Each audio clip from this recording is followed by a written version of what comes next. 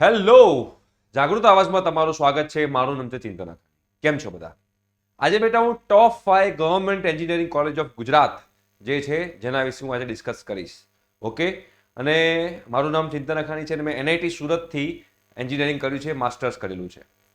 તો યસ, અમે છેલ્લા 7-8 વર્ષથી અમે લોકો એડમિશન કાઉન્સિલિંગ કરી રહ્યા છીએ. જો તમારે ફ્રી ઓફ કોસ્ટ અમારી સાથે એડમિશન કાઉન્સિલિંગ કરાવવું હોય ને પર્સનલી મળીને, તો એના રજિસ્ટ્રેશન શોર્ટ ટાઈમમાં સ્ટાર્ટ થવાના છે. તેના માટે એની જાણકારી જે છે તમને વોટ્સએપ ગ્રુપમાં મળતી રહેશે. વોટ્સએપ ગ્રુપની લિંક જે છે નીચે ડિસ્ક્રિપ્શન બોક્સમાં અવેલેબલ છે. જો તમારે જોડાવાનું બાકી હોય તો તમે જોડાઈ જજો. એકવાર જોડે ગયેલા હોય તો બીજી વાર જોડાવાની જરૂર નથી. અને બહુ લિમિટેડ લોકોને અમે લોકો પર્સનલ કાઉન્સેલિંગ માટે બોલાવતા હોઈએ છીએ. તો જે લોકોને કઈ કોલેજમાં જવું, કઈ બ્રાન્ચમાં જવું, કેવી રીતે ચોઇસ ફિલિંગ થાય છે, ફોર્મ કેવી રીતે ભરાય છે, બધું મારી સાથે પર્સનલી બેસીને કરવું હોય તો તમે લોકો કરી શકશો. બટ અમે લોકો લિમિટેડ લોકોને લઈએ છીએ. તો વોટ્સએપ ગ્રુપમાં જોડાવાનું બાકી હોય તો જોડાઈ જજો. ઠીક છે? ઓકે, ચલો. તો અહીંયા આગળ આપણે જે ટોપ 5 ગવર્મેન્ટ એન્જિનિયરિંગ કોલેજ છે. હવે પહેલી વસ્તુ કે જે ગવર્મેન્ટ એન્જિનિયરિંગ કોલેજ છે એને ગર્લ્સ હોય તો ગર્લ્સ કેન્ડિડેટ માટે કોઈ પણ હોય, SC category, ST, SCBC, open એટલે કે general category, general EWS category, કોઈ પણ કેટેગરીનો વિદ્યાર્થી ગર્લ હોય, ગર્લ વિદ્યાર્થી, ગર્લ સ્ટુડન્ટ હોય તો એ લોકોને તદ્દન ફ્રી છે. કોઈ ચાર્જ નથી કોલેજની અંદર ભણવા માટેનો. અને જે બોયઝ હોય છે એ બોયઝને 1500 રૂપિયા ફી હોય છે વર્ષની.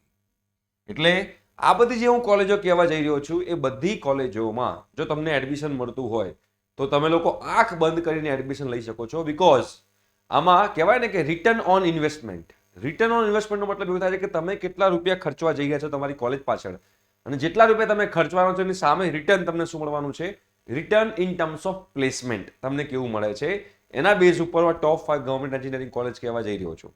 બરોબર છે? તો ધ્યાનથી તમે લોકો સમજી લેજો. આ જે ગવર્મેન્ટ એન્જિનિયરિંગ કોલેજ છે એમાં તમારે એડમિશન લેવું હોય તો તમારે એસીપીસીમાં ફોર્મ ભરવાનું હોય છે. શેમાં ભરવાનું હોય છે બેટા? એસીપીસી.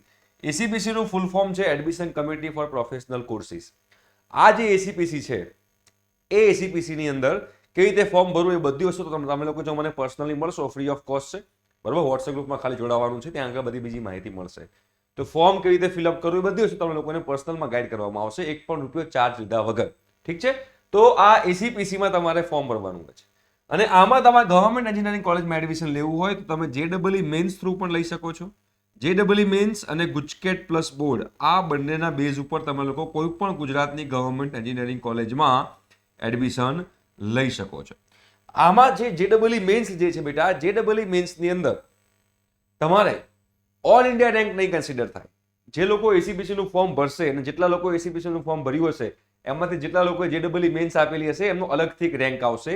એ હાલ તમને નહીં ખબર પડે, એ એસીપીસીમાં તમે એકાઉન્ટ બનાવશો ત્યારે તમને એનો રેન્ક ખબર પડશે. રાઈટ? તો જેડબલઈ મેન્સથી તમે ગવર્મેન્ટમાં 5% સીટ્સ જે છે જેડબલઈ મેન્સ ના બેઝ ઉપર એડમિશન થાય છે.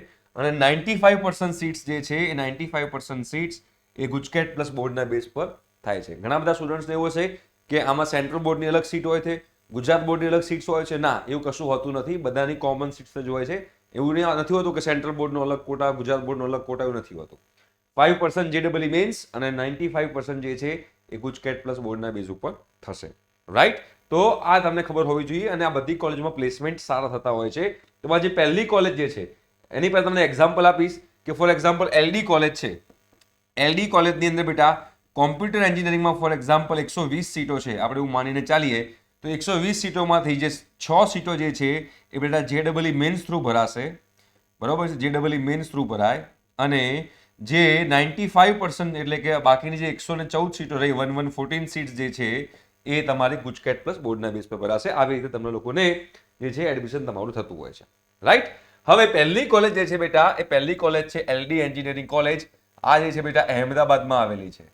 આમાં ઘણી બધી સ્માર્ટ ચોઇસ બેટા કરવાની હોય છે. સ્માર્ટ ચોઇસનો મતલબ એવો છે કે આપણું કરિયર જે છે ને એ કરિયર સ્માર્ટલી નક્કી કરવાનું હોય છે.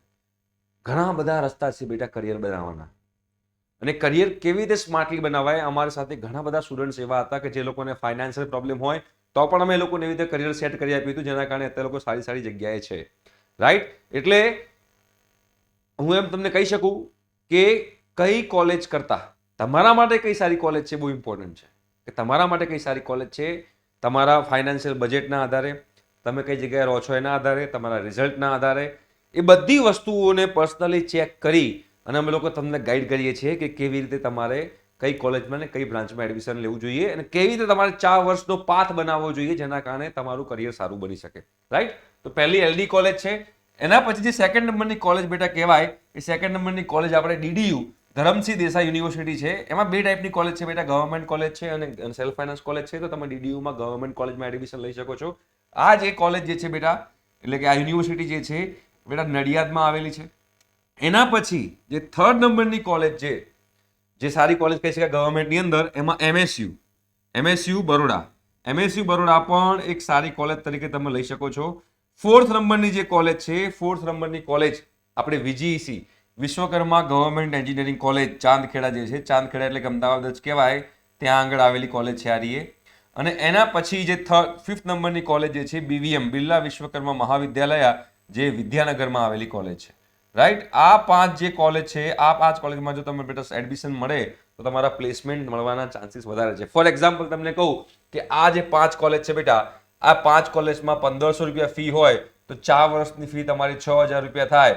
અને સામે જો તમને 3 લાખનું પેકેજ મળતું હોય તો 6000 રૂપિયા તમે ઇન્વેસ્ટ કરો છો અને 3 લાખનું પેકેજ મળે છે.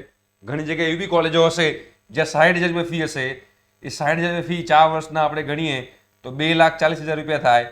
અને 2,40,000 રૂપિયા ખર્ચ્યા પછી પણ જો તમને 3 લાખનું પેકેજ મળતું હોય તો આને કહેવાય રિટર્ન ઓન ઇન્વેસ્ટમેન્ટ. તમે ઇન્વેસ્ટમેન્ટ કર્યું 6,000, પેકેજ તમને મળે છે 3 લાખ. અહીંયા ઇન્વેસ્ટમેન્ટ તમારું 2,40,000 છે અને પેકેજ મળે છે 3 લાખ. તો આ બંનેમાં સારી કોલેજ કઈ કહેવાય? તો આ વધારે સારી કોલેજ કહેવાય, બીકોઝ તમે ઇન્વેસ્ટમેન્ટ બી ઓછું કરી રહ્યા છો સામે.